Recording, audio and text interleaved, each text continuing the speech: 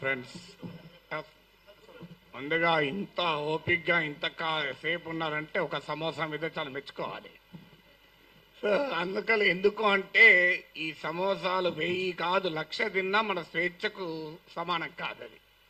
అందువల్ల ఇక్కడ ఇప్పుడు నేను ఇంతకుముందు పృథ్వీతో కూడా అన్నాను, ఇక్కడ చాలామంది చాలా విషయాలు మాట్లాడారు. బహుశా అన్ని విషయాలతో అందరూ ఏకీభవించారు. కానీ నాగరిక ప్రజాస్వామిక సమాజానికి ఉండాల్సిన లక్షణం ఏంటంటే ఏ అభిప్రాయాలు ఉన్న వాళ్ళైనా ఒక వేదిక మీద ఉండి మాట్లాడగలగాలి. అది నాగరిక సమాజానికి ఉండాల్సిన లక్షణం. సో ఇక్కడ ఉన్న వాళ్ళందరికీ ఒకటే కన్సర్న్ ఏంటంటే స్వేచ్ఛను హరించకూడదు. ఇక్కడ మాత్రం డిఫరెన్స్ ఏం లేదు కదా ఎవరికి.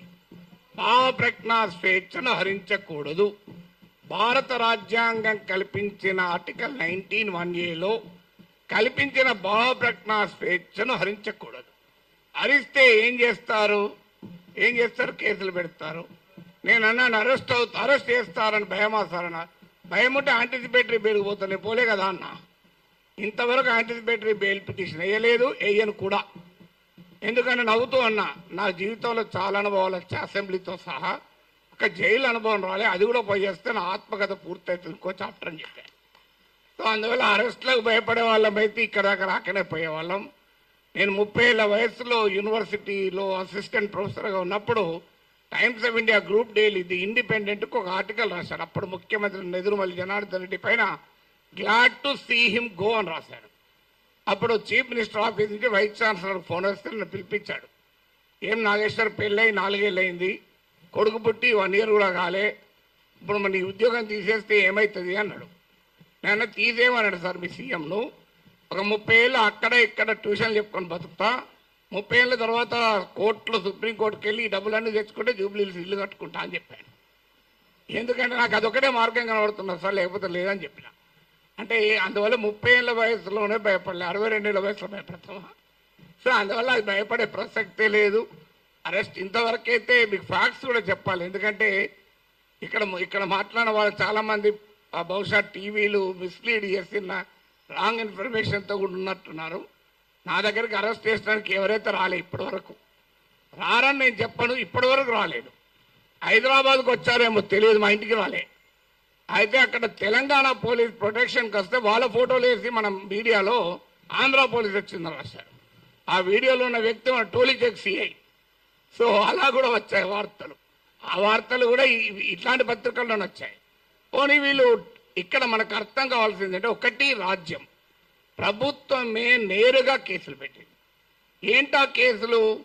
కులచిచ్చు పెట్టానట. నేను నా మాటలో ఎక్కడ కులమన్న పదమే లేదు, కులచిచ్చు పెట్టాను. పవన్ కళ్యాణ్ మాటల్లో కూడా చెప్పాడు కులం. అసలు నేను ఎక్కడ కులం తీసానో నాకు ఇప్పటికి అర్థం కాలే.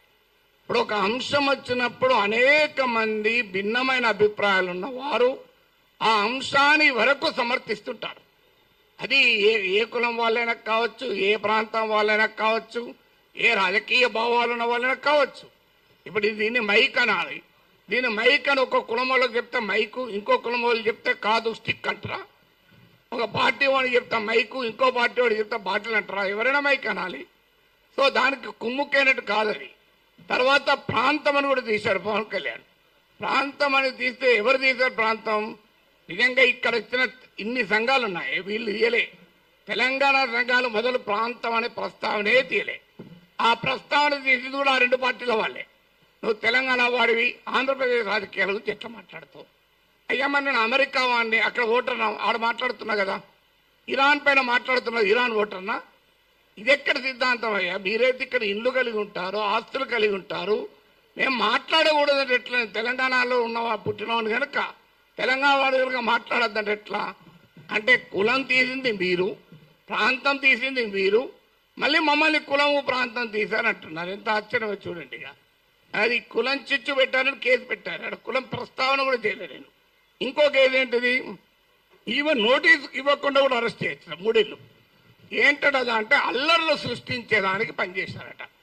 నేను ఇప్పుడు ఈ ఇన్సిడెంట్ జరిగి 10 రోజులు అయింది. ఎక్కడ అల్లర్లు అయింది? 2 దోమలు కూడా ఎవరు చంపలే, 4 ఈగలు కూడా చంపలే. అల్లర్లు ఎక్కడే? పోనీ 2 కుక్కలు కొట్లాడుకున్నాయా? మరి ఏమో ఏంది ఇది? మీకు అల్లర్లు సృష్టించారు. అదే కాదు, ప్రజా జీవితాన్ని అల్లకల్లోలం చేశారట ఒక కేసు.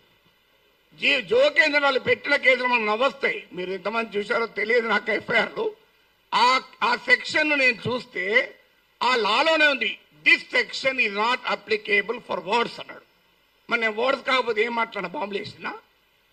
ఇంకో దగ్గర this section is not applicable to the statements అన్నారు. నేను మాట్లాడేది వర్డ్ స్టేట్మెంటే కదా. అంటే అప్లికేబుల్ కాదని చట్టంలో ఉన్న కేసు పెట్టారు. ఇక చూడండి, ఇక్కడ మనకు అర్థం కావాల్సింది అంటే చాలా మంది మిత్రులు మాట్లాడారు. నేను మాట్లాడిన అంశం అసలు ఇష్యూనే కాదు, అది ఇష్యూనే కాదు. నన్ను కులం అన్నారు. ఇప్పుడు ఇంతకుముందు విమలక్క గారు చెప్పారు, నేను ఏ కులంలో పుట్టాలనే హక్కు నాకుంటే, అది అవకాశం నాకుంటే అది నేను డిసైడ్ చేసుకుంటాను. ఎక్కడో చోట పుట్టిన తర్వాత ఎక్కడున్నాం అనేది పాయింట్ కదా. చిన్నప్పటి నుంచి అణగారిన కులాల కొరకే పనిచేసాను తప్ప అణగారిన జాతుల కొరకు వర్గాల కొరకే మాట్లాడాను. ఇక్కడ కాదు, ప్రపంచంలో ఎక్కడ అణచివేతుంటే అక్కడ మాట్లాడాం. ఇక్కడ కాదు, ఏ వెనుజులాలో నా కులం ఉందా, నా ప్రాంతం ఉందా. వెనుజులాలో అణచివేత గురించి, క్యూబాలో అణచివేత గురించి మాట్లాడాం, కొలంబియాలో మాట్లాడాం. అక్కడ ఎవరి కులాలు ఉన్నాయి, ఎవరు ఏమున్నాయో మాకు. సో ఎక్కడ అణచివేతుంటే అక్కడ మాట్లాడతాం. సో అందువల్ల ఇక్కడ అసలు విషయం ఏంటి అంటే, ఇంతకుముందు చెప్పారు మన మిత్రుడు రఘు చెప్పాడు, అసలు విషయం ఈ ఇష్యూనే కాదు. ఇష్యూ ఏంటి, ఆంధ్రప్రదేశ్కు విశాఖపట్నానికి రైల్వే జోన్ ఇచ్చాడు. ఆ ఇచ్చినట్టే ఇచ్చి ఆదాయం వచ్చే కిరండాల్ కోరాపూట్ లైన్ తీసేసి ఇచ్చారు. ఆ లైన్ను ఒరిస్సాకు పంపించారు. ఆంధ్రప్రదేశ్లో ఒక్క రాజకీయ పార్టీ అడగదు.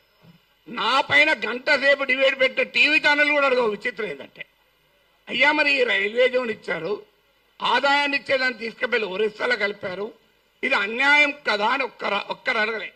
నాగేశ్వర్ పైన 1 hour డిబేట్ పెట్టిన వాళ్ళకు ఆంధ్రప్రదేశ్ ప్రజల కోసం అవసరమైన ఈ ఒక్క టాపిక్ మీద ఎందుకు డిబేట్ పెట్టరు? ఆన్సర్ లేదు. ఇక మీకు మచిలీపట్నం పామర్రు ప్రాంతంలో మీకు విలువైనటువంటి ఆయిల్ అండ్ గ్యాస్ నిక్షేపాల్ని ఓఎన్జీసీ కనుగొంటే అత్యంత చరిత్ర జరిగిన దుర్మార్గ చరిత్ర గల వేదాంతకి ఇచ్చేశారు. తూత్కుడిలో ప్రజల్ని చంపినటువంటి వేదాంతకి ఇచ్చారు. ఇది ఆంధ్రప్రదేశ్లో ఏ ప్రధాన పార్టీలు రెండూ అడగలే. ఇక్కడ నా పైన డిబేట్ పెట్టిన టీవీ వాళ్ళు అడగలే. విచిత్రం ఏంటంటే, కానీ నేను అడిగాను. అది కోపం ఏంటంటే ఇలాంటి ఉదాహరణ 100 చెప్పగలుగుతాను. అందువల్ల పబ్లిక్గా క్వశ్చన్ చేయకూడదు. అందువల్ల ఒక్కసారి బెదిరిస్తే దాన్ని డాక్ట్రైన్ ఆఫ్ చిల్లింగ్ ఎఫెక్ట్ అంటారు. అంటే బెదిరిస్తే వీడు నోరు విప్పడని. కానీ గుర్తుపెట్టుకోవాలి, ఎంత బెదిరిస్తే అంత బిగ్గరగా అడుగుతాం, పని కట్టుకొని కూడా అడుగుతాం. అదే నేను అన్నది. అదే అని యుద్ధం మీరు మొదలు పెట్టారు, నేను ముగిస్తాను అన్నారు. మళ్ళీ దాన్ని పెట్టుకొని యుద్ధం చేస్తావట అంటారు. అయ్యా నేను ఏమన్నా అందులో క్లియర్గా నా ప్రజా సమస్యల పైన అన్నా. అంటే ఇప్పుడు ఇంకా దానిపైన కేసు పెట్టలేదు. బహుశా ఎఫ్ఐఆర్ ఛార్జ్ షీట్లు యాడ్ చేస్తారో తెలియదు. కానీ ఒక్కడు మాత్రం మళ్ళీ చెప్తున్నాను, మీరు అరెస్ట్ చేసుకుంటారా, కేసులు విత్డ్రా చేస్తారా, చెయ్యరా, అది మీ ఇష్టం. మేము మాత్రం మాట్లాడుతూనే ఉంటాం.